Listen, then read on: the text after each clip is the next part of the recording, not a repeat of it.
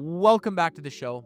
Bob Gauvreau is a top CPA for blue-collar businesses, a best-selling author, and the financial strategist behind some of the fastest-growing companies in North America, and he's our guest today. His firm, Gauvreau Accounting, works with over 4,000 clients, and nearly 1,000 of whom are contractors. So this gives him, if you think about it, a very rare vantage point on the financial mistakes that plague contractors, and today, we're going to talk about 8 of the worst ones and how you can easily avoid them. You're watching the LeanScaper podcast, where landscapers come to grow. If you want the systems, stories, and strategies to build a lean, mission-driven company that your team loves working for, keep watching. Bob, it's so good to see you again. I love it when we get to jam out. How are you? I'm doing great, man. It's you know what? It's summer. Opportunity is on the horizon. It's always good. Yeah, Good. always great to connect with you too. I think this is a good level set question. You have a really broad and aggregated perspective running the firm that you do. You are inside the books of hundreds, if not thousands, of businesses and more specifically contractors all over North America. With that perspective, how would you describe the habits, the mindsets, and the systems that govern the average North American contracting business? Damn, hit me with a deep one right out of the gates, right? You know what? It's interesting. Yeah, we work with just over 4,000 businesses across North America, right? And so we get a lot of insights, we get a lot of perspective from being able to, see inside, look under the cover for a lot of businesses. Of those, 4,000, probably, somewhere between 700 and 1,000 of them are in the contractor space, right? And one of the things I would say that's a common theme, especially when we first start working with people, is in the contractor space specifically, is that they're really good at doing their art, right? And they've been working and establishing the fact that they've got a craft that they've perfected and they really appreciate it like an artist. And, one of the things that happens when you're an artist is that there's some of the back end side that maybe takes a bit of a back burner to that because you're really focused on your craft, which is amazing, and I love working with talented people who have the ability to create spaces that bring joy. And one of those downsides though is that we still have to operate this as a business. And I would say, one of the personas that sort of come out is maybe we're not so much a business owner, but an artist. Let's focus on how we can make you a business owner, Mhm. right? And so I think that is definitely something that we see that comes up. I would say another sort of pattern that we see is organization when it comes to finances. Finances are not something that people get excited about. And when we're busy dealing with contractors who are selling the next job, trying to staff the project, recruiting, and staffing and planning out the project and then delivering the project, finances take a back burner. And we'll likely get into this a little bit more, but why is that a problem? I think is something that we need to address. And then overall, you're super passionate as a contractor. You've got this incredible ability to drive value, and it always seems like everyone's busy, which is always a good thing. So, that's what I see a lot, Benji, is just people who are working hard. They come in with a great skill set, an art, and they just need maybe a little bit of direction on how to become a CEO of operating a business. There is this belief system which I think is incredibly noble and comes from a really healthy and sincere place, which is that if I do really, really good work, the universe will magically just reward me with a bunch of cash. And it's not, I think I don't want to sound like I wish that that were true. And I don't, I really do. I think it sounds cynical to say that it isn't, but the truth is, um, it's not. And we know dozens, hundreds of contractors who do amazing work and serve their customers with loyalty and precision and craftsmanship and care who, um, through no fault of their own, deprioritize, ignore, the financial side of their business to their detriment, and they end up in a situation that is really undeserved and really unfair and frankly kind of sad, which is 5 or 10 or 15 or 30 years of hard work, and I don't think that they've been compensated enough, um, through those years, and it bugs me, and so it leads me to another question, which is, like, why is this the way that it is? In other words, why do you think financial literacy is still one of the least talked about skills in the trades, in landscaping, even though it's probably the most important thing, the most important part of the whole business equation?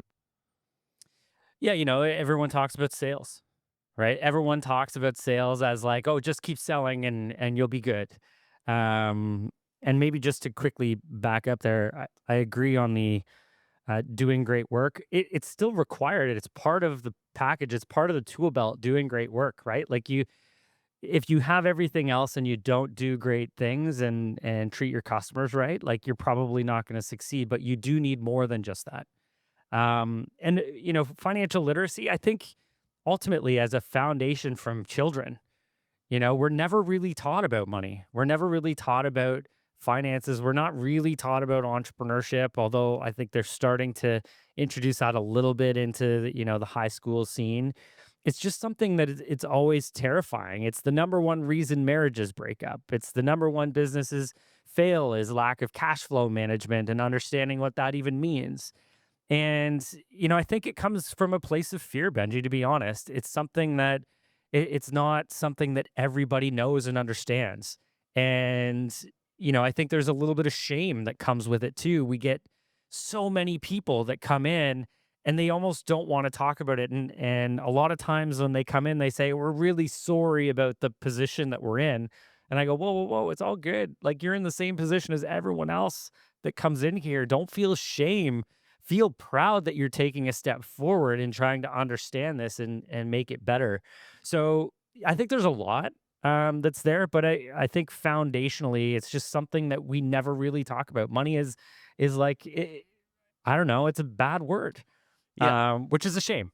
it's a shame, and I almost wanna, like, make a statement here to the audience and sort of bring I think sunlight is the best disinfectant in many things like this, and I wanna make certainly for our little LeanScaper world, I wanna create a sense of safety and comfort in not knowing and being and feeling like I'm the only person who doesn't fully understand my financial model. Sometimes they get confused between gross profit and net profit.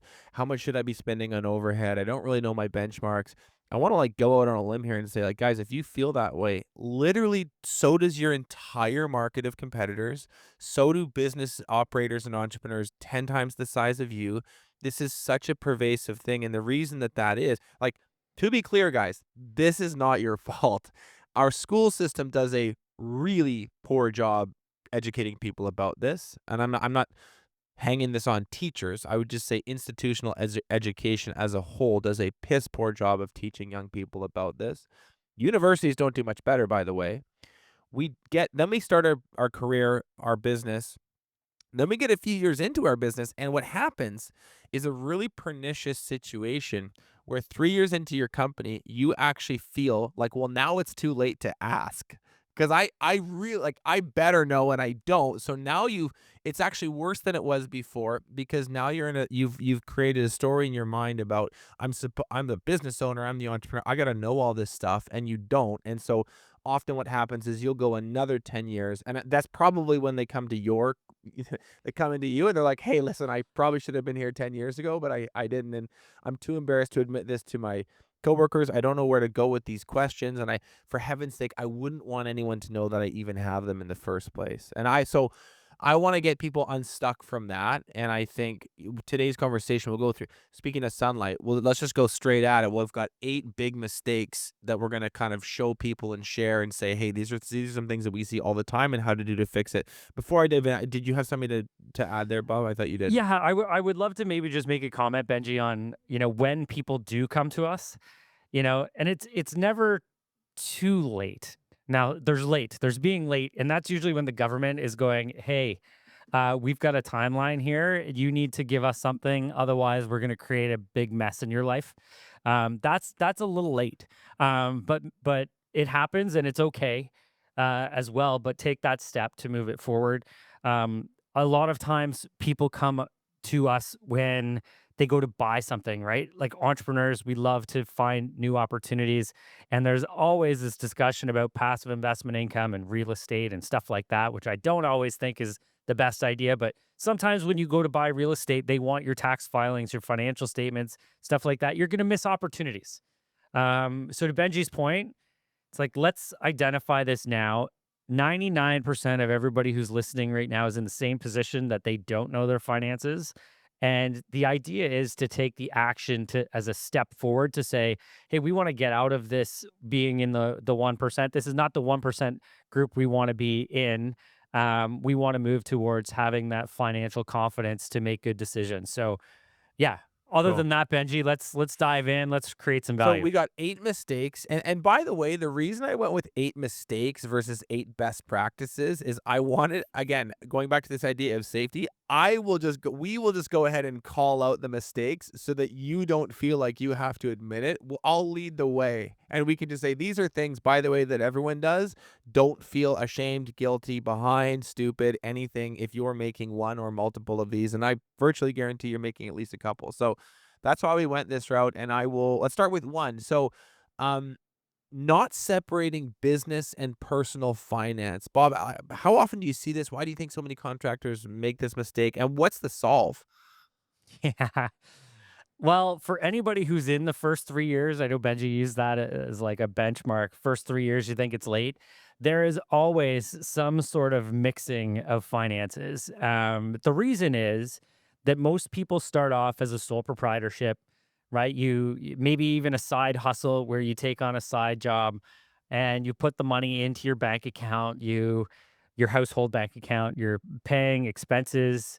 You've got some landscaping material that you're paying for, it comes out of there. Maybe you put it on your credit card and things just keep going. And then maybe it goes from a side hustle into a job and you just carry on with that practice without creating any sort of separation. Now, one of the reasons that this is a major problem is that you have zero idea of what expenses are personal and business related if it's all funneled into one sort of account. And same with one credit card. If you've got half of your expenses are business expenses, half are personal, it creates an absolute nightmare of a mess. And 6 months from now, when you go to clean that up, you'll have no idea what was personal, what was business. Amazon as a purchase expense is something that we really can't decipher until we get into the weeds of what's in our Amazon account. So it causes a big problem, right? And we're going to likely talk a little bit more about what some of those problems are with not having optics on your financial performance, but this is a major problem. So that's sort of why this separation doesn't happen, because it's too easy to just leave it all in one. But one of the ways that we can separate this is a couple, actually. One, it's based on registering a separate entity. So if you register a separate entity, even if it's still a sole proprietorship, although an incorporation probably makes the most sense for almost everybody listening, setting up as a separate legal entity, opening its own bank account, and having its own credit cards. What that does is it helps us keep separated those business and personal. And then what that starts to give us is more financial optics on how the business is operating and also what lifestyle costs are costing us as individuals. Because as we get more sophisticated in our business, we need to know how much we need to live our life and how much we need to operate. And you talked about benchmarks, but like break even, what's our break even sales target? We can't identify those unless we have complete separation. So if you're getting started and you're mixing finances, just create a separate bank account, have a separate credit card. They can be in your name, but let's just keep them separate. It will help eliminate those nightmares going forward. Hey everyone, I'm asking a 10-second favor of you all. We built this podcast for evolved landscapers building lean companies in a rapidly transforming industry. That's you, by the way. So if you learn a lot or you feel inspired by the conversations we have, I'd ask you to consider sharing this show with a friend, colleague, mentor, or even a friendly competitor. we gotta keep moving, but I one thing I wanna linger on just for an extra minute because you mentioned it and it really clicks for me is the importance of understanding what, in my terminology, I would just call your personal burn. Like, this is so you work with businesses, you talk about business finance, but there's this whole other side of the equation, which is you have a mortgage, you have kids, you have maybe private school, you have vehicles. What can you explain? I'm sure people are told to do this all the time, understand what your monthly expenses are. I don't know if the why is explained super well. What is your take on why having a really good understanding of your baseline expenses? In other words, what it costs to be alive here in Canada or in the US, and that's based on your lifestyle, your dependents, and a few other things in the picture. From a strategy level, why is that so important to have a super clear picture of? Well, there's actually science behind it too, right? The psychology of spending. So if we continue to have a pool of money that's available, we'll just continue to spend it because it's available to us. So, the science behind it says stop looking at this and saying it's all available. Let's be very aware of what the requirements are and let's, push those funds from our business account into our personal account so that we're not overspending. Because if we just see all of this is available, next thing you know, those personal expenses go from $10,000 a month to 20, and that's now costing our business its growth opportunities, its reinvestment in itself. And now we've got maybe major debt obligations and stuff like that. We're outliving our lifestyle based on the fact that we think we have access to all of these funds. Major problems. Yeah, it's like one of the biggest hindrances, one of the things that will pour a bucket of water on the fire of growth in your business is lifestyle creep. Like, if you just Oh, keep big time. extracting stuff out that to make yourself look and feel the way you want to feel in your painted picture, your vivid vision in your mind's eye, you are also simultaneously suffocating the business that longer term is gonna fuel that even more. So that's a really delicate balance that I think people need to be really keyed in on. Let's keep moving. Number 2, you talk about ignoring job costing. Um, I mean, I hear this talked about a lot. I feel like people know they need to job cost. There's an endless amount of tools made available to make this easier. What is your sense for the percentage of contractors who are effectively job costing versus those that aren't? Is it 50-50 or is it even worse? Ooh, it wouldn't be. I would say 10% are job costing, to be Honestly? honest. Yep. And here's why I think that's the case is that there's a lot of solopreneurs out there that maybe are getting started. They maybe have one guy or two guys, and a lot of businesses manage their profitability or believe that their profitability is showing up as their bank balance.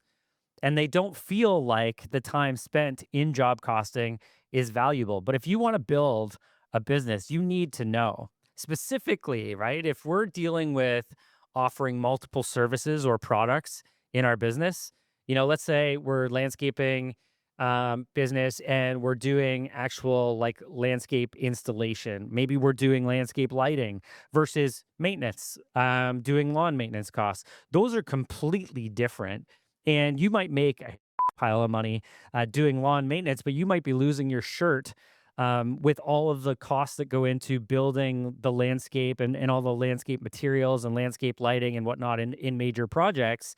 And you're actually draining your business of its resources. So it's very important that we understand I guess maybe even the premise of job costing is to understand the costs that go into delivering every single job. So looking at what your profit margins are on every single job so that you can learn from it, right? And I know we're going to talk about multiple things, but like how are we pricing these? Do we know that we're making money? What are the costs actually associated with these different line items? Are we doubling down on promotion of projects that aren't making us money, but the ones that truly are making us money and are maybe simpler, we're pushing to the side because they're not as sexy. Understanding that job costing is going to be the way that we make good decisions to invest going forward for our future.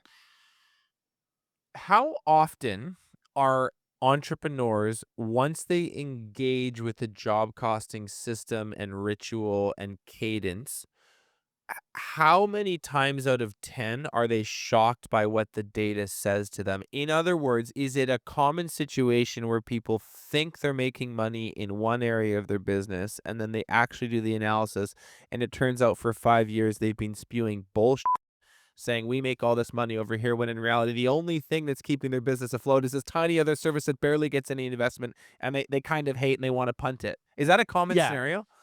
I would say not as common as I would like to say. It's a better story if I say you're always wrong. But what I would say is the gut feels probably about 70%, Okay.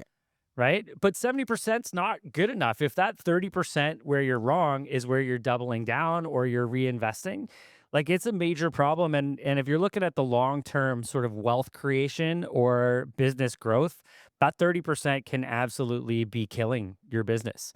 And so 70% is probably the gut feel. Yeah. As you get bigger, it becomes even more important, Well, more right? things Because can now hide. More things can hide in all that revenue. 100%. But even as you're growing, you look at now you've got project managers, you got multiple project managers who are doing the same thing, and different project managers could be generating different profitability from their projects, right? So now there's good and bad project managers now that it's not you the business owner anymore, right? You're bringing people in. We need those oversights to demonstrate the success of a performance. And there's some people who we would bring in as a project manager who maybe design, we're again back to being the artist. Their designs are beautiful, right? And they're very particular, but they are losing money based on not pricing those properly or going and adding extra costs that weren't in the original budget or estimate because they're perfectionists versus somebody who is, we've budgeted, we deliver what we said we're going to do, we do it on time, on budget, but maybe they aren't as pretty as the other ones because we're overspending on this side. So like it's very important to understand this because this information drives our decision making for the future. What is the simplest breakdown of a basic job costing system that you can give? Is it just like dollars sold minus minus minus equals? Like how should people conceptualize this? Yeah, so ultimately, it's yes, dollars sold is the easy one.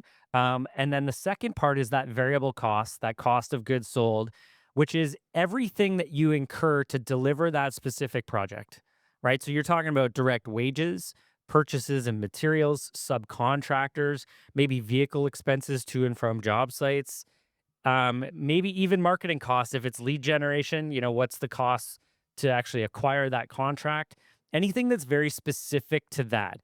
And and maybe here's the other side is there's other expenses that aren't very specific to that project, like your rent expense, like your insurance costs. Those aren't specific to a particular project, so we don't include them, right? Management wages, we don't include them in there, but we do include our project managers who are on that specific project, right? So any cost that's directly incurred because we need enough profit at the end of the day on each project to cover our overhead costs. The third thing you talk about is underpricing work. And this is interesting to me because I think we all know that this happens. My view on this, Bob, is that this is not a tactical issue, it's a mindset issue. Like people know what they should be charging, but what they often do is they fudge the numbers at the end because they don't think the customer will go for it, or maybe genuinely it is just miscalculation. But I wonder if you can just talk about holistically, like what's really at the heart of it when underpricing work happens for a business. You're right. There is a major percentage of this that is mindset related, 100%. And I would say Alex Hormozy does a really good job in his $100 million offers book. He has a breakdown of how to price jobs and how to package components of a job so that the perceived value from the customer is extremely high, right? Because and he talks about it in his book where he says if the perceived value is higher than the amount that they're paying, they believe they're receiving something at a discount and they will buy. But if it switches, if they feel like they're overpaying for something because their perceived value that they're receiving in exchange is lower, then they'll feel like they're getting ripped off and they'll be angry. And so a lot of that is, one, mindset of how much value do I offer, but two, how do I relay that value to the customer so that they know how much value we're bringing to this project. So that's a whole non-financial That's more of discussion, a but I think it's marketing really sales important. thing, but it's super it's no, it's not financial, but in a roundabout way it is because packaging is everything. The way that you like, Absolutely. and so I think that there's actually something to be said there. Maybe not something for people to invest in. People who struggle with underpricing work.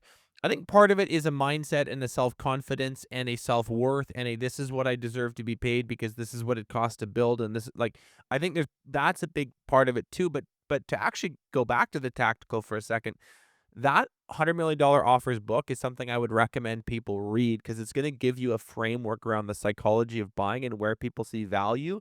And if you do both of those things, do the affirmation so that you have the confidence to charge what you need to charge, but then also learn how to, I don't want to say manipulate, but put a little lipstick on the Communicate. offer a little bit here, a bit better so that people go, whoa, I fully see what I'm getting. And I'm happy to pay that. Whereas before they didn't. Absolutely. Yeah, and you know what? If we actually have a responsibility as business owners to make sure that we're charging enough because our business is not sustainable if we don't charge enough. Right? Like, so I remember when COVID happened. I think I had 20 employees at the time, and I remember feeling like, "Oh my god, I'm responsible for all of these people, and where is my revenue going to come in?" We have to keep that mindset towards pricing our jobs because if we're not pricing our jobs enough and our job costing isn't under control, looking at the two of those in combination, we're not going to have enough profit to make sure that we continue to pay people. And so now we're looking at being irresponsible. I'm pushing this far the other way, Benji, but we're now becoming irresponsible business owners because we're letting our team down and our families down and everything like that, or even future opportunities and pay raises and everything like that. If we don't have this priced properly, we don't have the long-term success that we are really hoping for with everybody that's involved in this project and specifically with ourselves. We if we don't have it priced properly, we're not believing in the value that we're bringing to the market to begin with, and that's a problem. If no one else is going to believe in you if you don't believe in yourself. I would, I'm gonna shout out Joshua Gomez, and this is a note to my whoever's editing this in the future. Please dig up a picture of Josh and put it somewhere here on screen because he did this amazing talk at one of our events, and he talked with this exact topic. He runs a big business called East Coast Facilities. It is like sort of maintenance and then a huge component of snow removal for large infrastructural, big clients. Really interesting business, multiple locations, and he's just an unbelievable leader and speaker. And he was talking about this whole thing, and the really useful thing on this topic that I want to share is if you have a hard time charging enough work because you don't think you deserve it, just frame it in terms of your people. Because if you're like a selfless giver type person, which are usually the people who struggle charging enough, a better way to kind of chin yourself on the price that you need to charge is say, if I don't do this, I can't afford to pay my people what I need to pay them. I can't afford to do the health insurance. I can't afford to do bonuses. I can't afford to create an offer for them that lets them thrive, live a livable wage, uh, own a home one day, put their kids through university. And that is a much easier way to motivate yourself to have the balls to put the number down. And I think that I find that a really useful frame. So let's get a picture of Absolutely. Josh. He's awesome. By the way, he needs to come on the podcast. I asked him. I haven't heard back.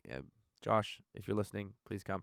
Um, 4. Okay, neglecting tax planning. This one I'm not. Yeah, I'm curious. Like, what's at the root of this? I don't think a ton of people think super proactively about tax. I think March or April rolls around and we go, how much do I owe? What has been your experience working with entrepreneurs on this topic? This is the worst, Benji, to be honest. It's bad. Especially when you first get started. Right? And when you first get started, you're making all the money, you're starting to see money come into your account, right? And then you end up buying vehicles and equipment and reinvesting and then you don't have all the money in your account anymore. You've maybe gone on vacation and whatnot. And then all of a sudden we get to the end of the first year and no one's expecting right? For someone who's been an employee forever, had withholding tax taken off, all the contributions happening, you file your tax return, there's nothing owing. All of a sudden, you get into being in the business owner realm, and now you've got this massive tax bill. So the more successful you've been in year one, the higher that tax bill is going to be, as a percentage of what your total income is.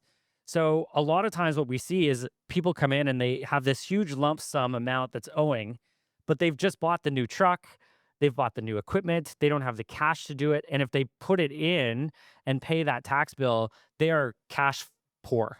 And not only is it the income tax, but it's also the sales tax, right? So any sales tax that's been collected, and if you're filing annually, you've got that bill coming up. So in fact, you might end up having, if you, let's say you made $100,000 in the first year, 30,000 goes towards your income tax and another $15,000 goes towards your sales tax. That's almost half of what you made during the year being a one-time lump sum bill. So, making sure that we're planning and understanding what those tax liabilities are in the future so that we can ensure that the resources are there to not drown our business. Because the number one reason businesses fail, 82% of businesses that fail because they run out of cash resources, not because they're not a great landscaper, not because they haven't built their best team, not that they're, award winning, that they're busy, their contracts are they're landing them all over the place. It's because they run out of cash resources. And the major reason that that happens is because of neglecting our tax obligations. I've is it? I've heard you say the 82% before a lot. Is one of them, and there's a few reasons. I mean, you could just get way behind on AR, you could just be frivolous with your Big time. spending. There's a few things that could put you in a cash crunch. Are you making the case that one of the most common culprits is a tax whoopsie? Well, if you look at so let's take both the United States and Canada, right? High tax rates, higher in Canada than the United States, but let's just say on average, the tax rate for a sole proprietor or someone who's not incorporated is 50%. Okay. So 50% of their income is going to be owing in taxes. There's no other line item in your business that is showing 50%. Nothing other than taxes. Your payroll is likely somewhere between 20 and 30%. Your subcontractor expenses, depending on the model of how you work, is maybe somewhere from 5 to 40%. Your material costs are somewhere between 10 and 30% as well. Your taxes may be your biggest line item Yeah. on your entire income statement. So if you mismanage those, that's a major problem. You're right. Receivables, if you're not getting paid for the work, that's a problem. If you're taking all the money out as an individual because you saw the money in the account and you're spending it and you're changing your lifestyle, that's a problem. If you've got debt obligations and you have massive debt repayment requirements every month, that is also a problem. All of these can be solved if you have good optics on your finances.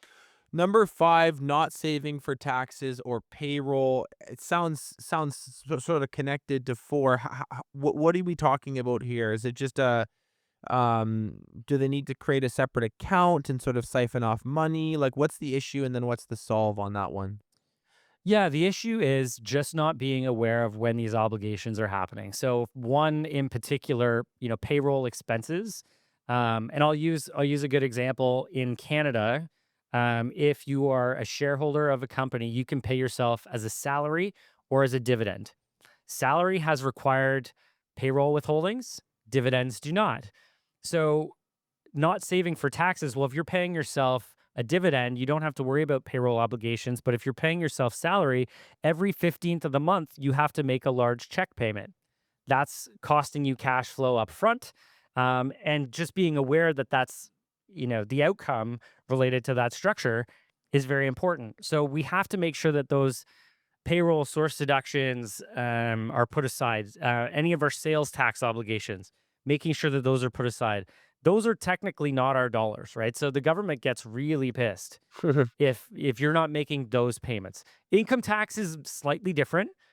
They just get marginally pissed when you don't pay that one, but they get really pissed when you've withheld their sales What? tax money. Why? What's the difference? I mean, someone could make the case, well, it's all just revenue to the government. Why do they say this money's more important to us than other money?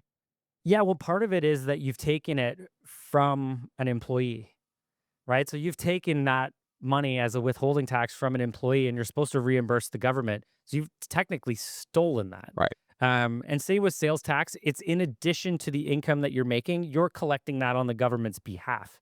Income taxes can go up and down depending on what you're spending money on. Like those sales tax amounts, you're collecting those on their behalf. Payroll, you're collecting it and remitting it on behalf of the employees. That goes into their sometimes into their retirement plans. Canada Pension Plan, any of the 401k or RSP contribution. Those are dollars that are being taken and they need to be reimbursed or they need to be paid out on the employee's side. The government gets upset otherwise. So what is the best way? Because you mentioned it's like not knowing when these things happen. Being caught off guard basically is what you're implying. So if a smart proactive landscaper is like, listen, I don't want to get caught off guard by this stuff. What's the simplest, easiest way to begin forecasting stuff out and knowing when things hit? Is it sort of is it a calendar? Is it reminders in your phone? Like how do we do this so we can at least anticipate and be somewhat ready for the bigger expenses when they come up? Absolutely. So, two main things for me. One is the timing.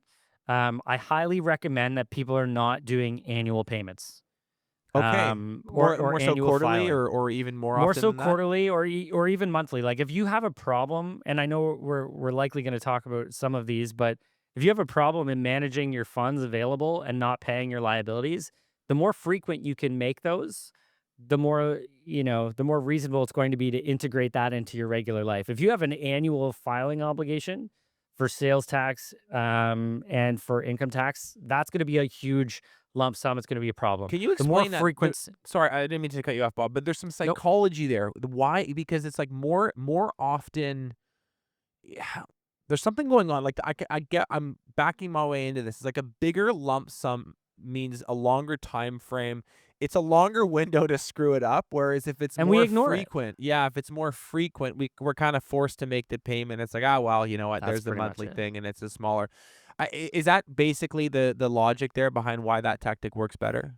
For sure, because if we're building up a lump sum of money and we know, even if we know that it's going to be an obligation to the government, it's still sitting there. It's like, well, maybe we'll just borrow from that Calling at pot, you. Yeah. Yeah, right? yeah. And we'll just borrow from that pot and buy this vehicle. And by the time the tax obligation comes, We'll make it this back. vehicle, we're making it back. Yeah. It's just it's the classic sort of gambler persona where you keep borrowing against the house. And you know what? One of these times we're going to win. One of these times we're going to win. So the psychology of spending, back to that concept, for me, I take a weekly amount out of my business and I put it into my personal account. From my personal account, I make weekly tax installments. I don't do it annually. I don't do it quarterly. I do it weekly. And is it annoying for the government that I do that? Absolutely. But it's really great for me because I don't have an obligation ever that's owing. I match it to my deposits that come into my account. Same on the business side, right? You start accumulating a little bit of money. You don't want it to get, well, we all want it to get really big, but we don't want all of a sudden us to be holding this huge liability for the government. We want to continuously pay that out so we know what we have left, so that we know what we can work with. And I think that's really important. And so again, the frequency is one thing. The second is how much should we be making those payments related to? If you have a good bookkeeping system, there should always be, like, we're big QuickBooks Online users. On there, you should have a liability that's set up that says payroll liabilities or sales tax, GST, HST, whatever that looks like for you. Here's what's owing, so that you can always see constantly as you have another sale, as you make your purchases, as your income is and expenses are coming through. It should give you an amount that's consistently owing. An alternative to this, though, would be that if we're looking at our sales and we know, okay, we're selling something for $10,000, at the end of the day, we're likely going to have to pay some sales tax and some income tax on that. We can come up with the law of averages to say, okay, what I want to do is I want to put 15% of every sale dollar, I want to transfer to a separate account. We're going to call that a tax account. Now, there's a book out there called Profit First. I'm not a huge advocate for Profit First. I think it overcomplicates things. But the reason that it does work and that a lot of people buy into it is that it's a system to force you into your money management. And I think we can simplify things. So I would say, if you take 10 or 15% of every sale dollar that you get deposited, you put it into a tax obligation account and then just watch it. Is it too much? Is it too little? You can modify it. Go 9%, go 11%, whatever that looks like over time. But at least you're making a running start at it. Because if I owe 12% at the end of the year, but I've already pulled 10% aside, 2% is easier for me to handle than 12. Right. Yeah, it's super well said. Um, Number 6, poor cash flow management. What's going on here? So we talked about this a little bit, right? So, 82% of businesses fail because they mismanage their cash flow. And you had brought up a couple ideas of how we could do that. So, or how we could maybe more properly manage our cash flow, more actively pursue positive cash flow. A lot of times, especially in the contractor space, again, we get into this, we've got this craft, we deliver a product or service for somebody and we get paid after we're done. Yeah. And you know what really pisses me off, Benji, is that when I go into the dentist, they never let me go on accounts receivable and pay them 30 days later, right? The receptionist is going to chase you down and make sure that you're paying with a credit card or however. They'll take anything. And if dentists can do it, why can't we as business owners do that? So, as a rule of thumb for me, I would suggest that depending on the length of the project, if you're more than, a week into a project, I would say you need to get 50% upfront. That should cover your costs of materials and hopefully your labor. And then you need to get paid the remainder when you finish the project. Because the moment you leave that job site and you haven't collected the money for the project, the consumer has received everything that they wanted and you haven't received what you deserve. And as soon as you leave, they're like, well, we don't really have an incentive to pay you anymore because we already got everything we wanted. So we're going to delay this as long as possible and pay you 30, 60 days out. We just need it to be common practice to push that cash cycle forward and make sure that we get paid by the time we leave the project. And it's not a perfect art.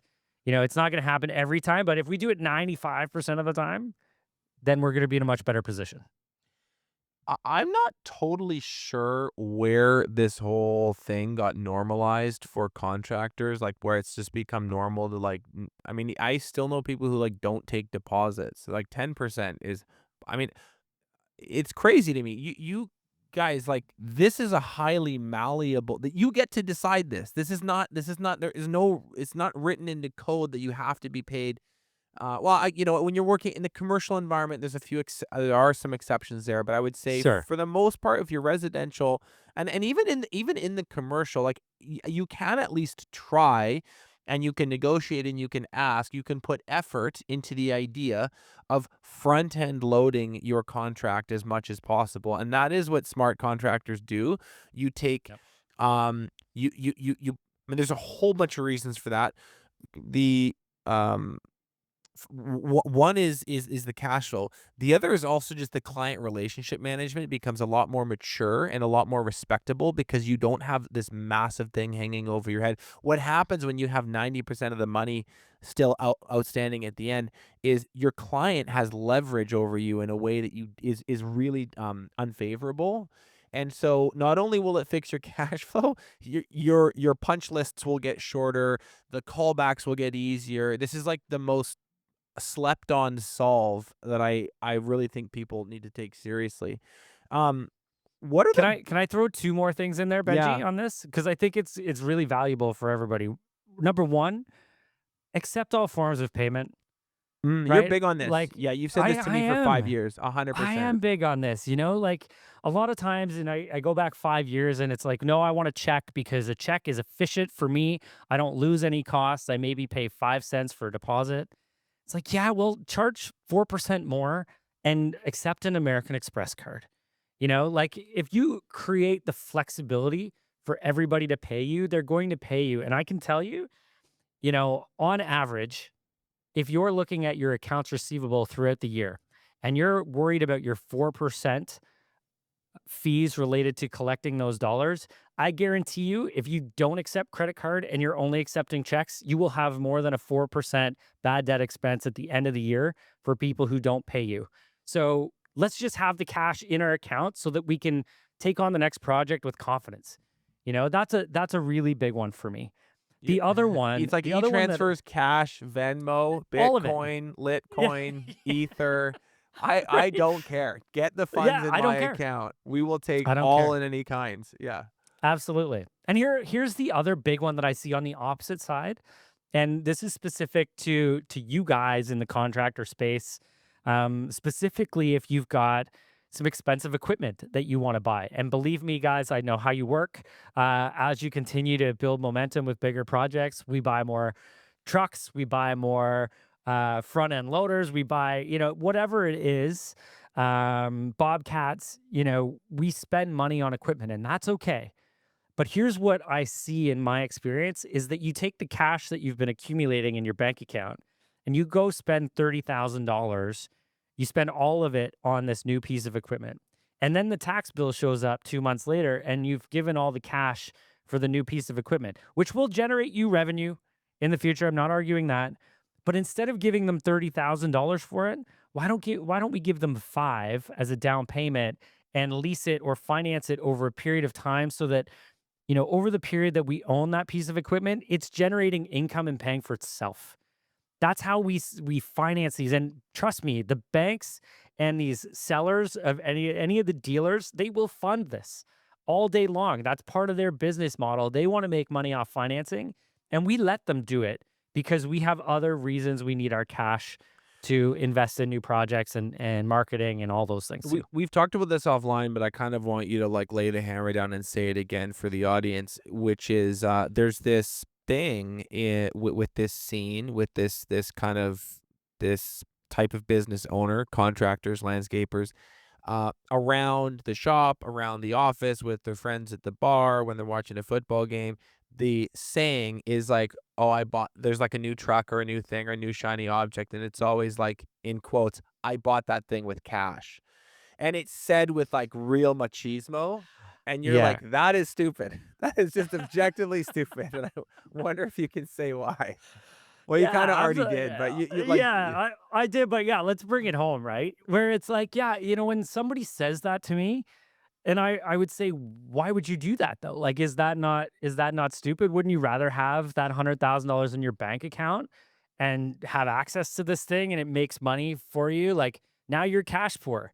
right? You know, I have the Congrats, same nice I have the truck. same Yeah, equipment yeah, and I didn't pay cash for, right. and I have $100,000 in my bank account. Who's in a better spot, right? And quick story, a good friend of mine is a car dealer, and I went in to buy my last truck, and I went in and he was like, "Oh, Bob, are you going to pay cash for this?" I was like, "No. Well, like, how long can I finance this over?" And he's like, "What do you mean?" I said, "I want to finance my personal truck over the longest period of time that you will accept those payments for me." He's like, "That's like 108 months." I'm like, "That Right, sounds great." And he's like, "Why would you do that if you have the money to do it?" I was like, "Because I have the truck and I barely pay for it. right. And, like now I can do all the things that I need to do with the truck and it earns all of the money with me doing those things." That is a much better idea than giving up all of the cash up front. And I've got one group of clients that are in the electrical space, and they always say this to me, and I've maybe gone too far with them, but they say, "Yeah, you've trained us now that as long as you can afford to make the payment, that you're okay to go ahead and invest in something." And I was like, "Well, hold on. We don't want you to go into a spot where you're extremely leveraged, that if the wind blows out of the wrong direction, we can't make these loan payments." However, in a one-off sort of transaction, if you're looking at it to say, "I need to buy a $70,000 piece of equipment for my landscaping company. Can I afford to do this?" Well, how much new revenue is that truck going to deliver or that piece of equipment going to deliver? And at the end of the day, is it's going to cash flow itself? Because if the answer is yes, 9 times out of 10, you should move forward with it. But we just have to be strategic. The other part is you just have to have the numbers to be able to support those decisions. So it's really important. Don't give up your cash though. Cash is king. Number 7, lack of a financial scoreboard. How do you define a financial scoreboard for a contractor? What should it actually include? This is where, and I know we sort of kicked this off, Benji, talking about, one of the things that I see in this space. And the one thing that I see often is that people aren't looking at their finances. So sometimes their bookkeeping is up to date. Great. That is a fundamental component of having a good scoreboard, that it's up to date. Is it accurate? Right. Okay. Well, that's a different question because sometimes people can do it up to date and not have it accurate. Quickly, I had a contractor actually about 3 months ago came in and I was going to review their finances, their financial scoreboard with them. And his sister was the bookkeeper. And I said, "Oh, are you up to date? And how is this and everything?" And he said, "Well, she's in here every day and this is all she does. And it seems to be up to date, no problem." I said, "Great. Let me just take control of your screen for a second. I just want to do one quick check." And he's like, "Oh, okay." So I went into the reconciliation spot. And now the reconciliation is where you match all of your bank transactions with all of the transactions that are in your books, right? And they should match, and there shouldn't be a lot of outliers or anything that's outstanding. And so I went back and it hadn't been reconciled in about a year and a half. And so when I went in, I could see that we were missing some things, like even bank charges, regular insurance payments, dues and subscriptions. Those all go through the bank account. And if they're not captured in a reconciliation, they're missed. This contractor had $300,000 of net income before we started. At the end, he was about $60,000 because of all the expenses that were missed. So, yes, was it up to date? Absolutely. Was it accurate? No. So, which means that you can't rely on this information to make good decisions. So the third piece is understanding how to make these decisions and how to analyze them. So the first question you had, Benji, is what should be included? Without a question, a profit and loss statement needs to be reviewed monthly. Okay, that's a high level. And a balance sheet. You need to be looking at those, and you need to have either someone on your team or yourself have the knowledge to just at a high level understand if the company is winning. The next part is looking at the individual job costing, or even better, would be looking at the different service or product offerings and the profitability of each. Again, the insights that having an up to date scoreboard can give you is the confidence to know you're making the right decisions. So, back to the piece of equipment, if you have regular financial meetings or you have a scoreboard that shows you whether you're winning or losing the game, you know that you can make that investment in that piece of equipment. Just because you have cash in your bank account doesn't mean that it won't be dwindling over the next 8 months because you're not being profitable. We need to know how our business is performing. And I liken this to, thinking of your professional sports team. If you're a coach on the bench in the fourth quarter of a basketball game and there's no scoreboard and you haven't had it for the entire game, how do you know if you're winning or losing with all the shots that have been taken? And what strategy do you put in place to make sure that you win? It's the same as the CEO of a company. If you don't have the insights to know what strategy to put in place or what decisions to make, it's going to be really, really hard to win the game. Number 8 is doing it all themselves. I'm very curious about this question, and I'll actually just go ahead and ask what I want to ask about this, which is I'm curious to get your take on the balance between delegation and ownership when it comes to finance. So, on one end of the spectrum, I think that people, especially junior entrepreneurs, um, they over delegate too early on the finance thing. They hire someone in the office who's better at Excel than them, and they go, she's got it, he's got it. They understand it. And it's like, well, they don't, or they're not telling you the whole picture. And you see a lot of people in the first few years get into serious jams financially because they've been cavalier about the need for their own understanding of their own business's finance, because there's a bookkeeper, because there was, well, we have QuickBooks. It's like, yeah, but you don't really know how to use it. You don't really know how the flows work. And so there's that end of the spectrum. And there's the other end of the spectrum where it's like people probably are holding on to this with too tight a grip too late in their business. And so when you say number 8, like a big mistake is doing it all themselves. I'd really like for you to give a nuanced answer on like what's the right balance and what kind of how tight of a grip should an entrepreneur have on their numbers at the various stages of their growth. I think I have a way that I can answer this question for you that will make you happy, Benji. I think I think that the business owner needs to be the individual who owns the direction of where the company is going and setting benchmarks and expectations like a budget and a plan on where the business should be moving going forward, knowing what their monthly sales should be, having an understanding of what their profit margins are. They need to have that. And if you want to continue to move the business forward, you're going to have to continue to have those insights. You can't put your head in the sand. You have to be looking at your monthly reports. At the beginning, if you have the time, it would be great to just learn the skill set of how to do the bookkeeping, but it's going to become a point where you're too busy. And if you aren't going to do it, you will let it go. And then it doesn't get done for 6 months, 12 months. So all the insights that you were having, you're going to lose anyway. So I think you need to have a CEO level understanding of what the results should be showing. Again, create the benchmarks, know the plan. This is the budget, this is the projection. Have someone pull together the information so that you can compare whether or not the actuals are on track to what you expected was going to happen in the business. That is the CEO power.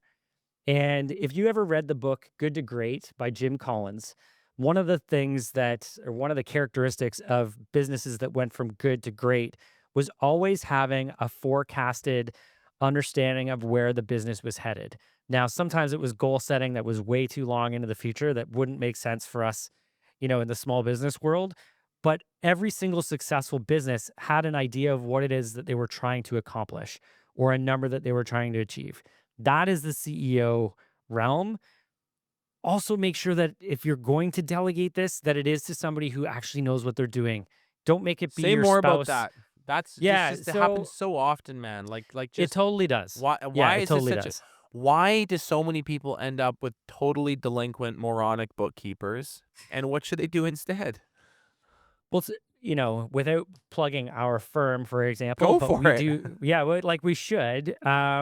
There's a way that you can get a fractional bookkeeping service that will grow with you, right? Like our firm, we have 60 plus bookkeepers, and you can hire us out to do the small amount of bookkeeping work from the beginning, and then maybe you have a full team with a CFO down the road giving you the insights that you need to grow and scale as your business expands. So I feel like people initially bring somebody in like a spouse or a brother or sister at a really low cost, spouse likely not getting paid, to do the work because it's cost effective.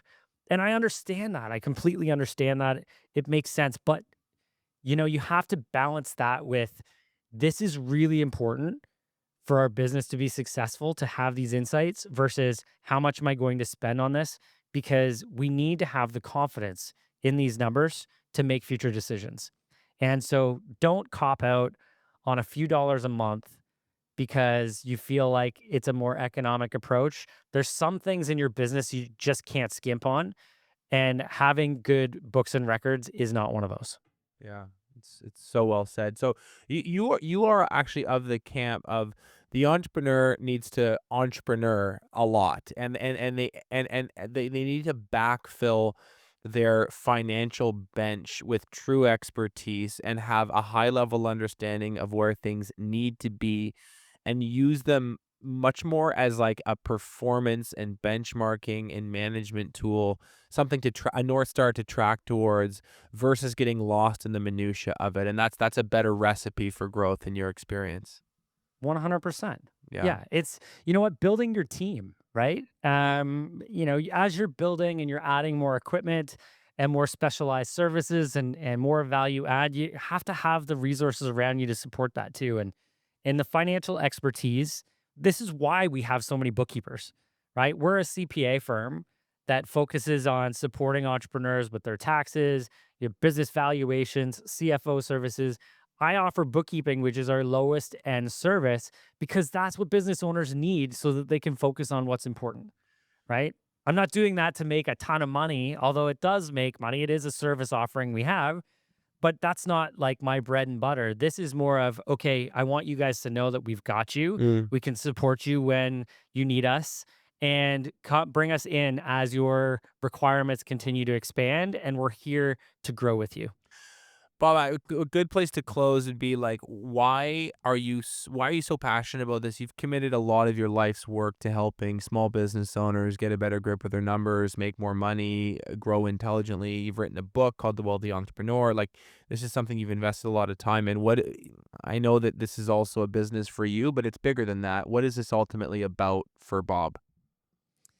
Well, Benji, we talked about this, maybe before we hit record as well, but the idea of entrepreneurship can be so rewarding and, it's hard work. It is 100% hard work. And, I'm fortunate we've built a team of professionals up over 200 people at this point, and it's all been around supporting the business owner and why. So, our business owners, I truly believe, are the most powerful community in the world, which is entrepreneurs. They are continuously innovating, creating experiences, and bringing value to people's lives greater than any other community in the world. And for us to be able to support that really puts us in the driver's seat for creating a better world for all of us to live in. And I know you might be thinking, you're an accountant. That sounds really weird. But you know what? I think of, the salon owner, for example, right? We work with a bunch of salon owners. People walk into the salon feeling less confident. Maybe they weren't having a good day, or they don't feel like they look great. They walk out standing taller, with greater confidence. That's a positive change in the world through that salon owner. The landscaper, I can't tell you, like, the best investment we ever made, my wife and I talked about this, was the landscaping project that brought our house to life, that our family is able to enjoy. The fact that you guys, if that's one of the projects that you do, that you guys bring that value and joy to people, and I can support you in continuing to do that and help more people and bring that experience to more people, that's thrilling for me. And so much so that, our vision for our company is to empower entrepreneurs with the financial confidence they need to make positive change in the world. And that's, it's interesting. I read Infinite Games by Simon Sinek, which talks about, the idea that there's no finish line that you're going to cross in business. It's more infinite than finite. And with that, it was like, well, I want to empower all of the world's entrepreneurs, in order to have the financial confidence to move things forward. And although I might never really get there, that I touch every entrepreneur, I'm committed to damn well dying trying, and that's just the passion of where we're at in supporting great business owners like everyone listening, right? This is the space that we get really excited about and how we can bring our skill set in to make your lives better. If people are struggling, like I said earlier, with not the best bookkeeper and they're interested in what you guys do, where do they connect you to, Bob? Yeah, check out our website. There's an easy inquiry there, govrocpa.ca. Also, any of our social media channels at govrocpa. Yeah, happy to connect with anybody. This is what we do. Check out our YouTube channel. We've got a ton of free content. We've also got a podcast called The Wealthy Entrepreneur as well, where we talk a lot about different financial insights. So all of those things are free.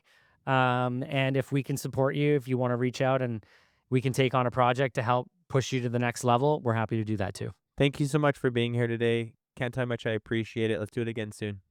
Sounds good, Benji.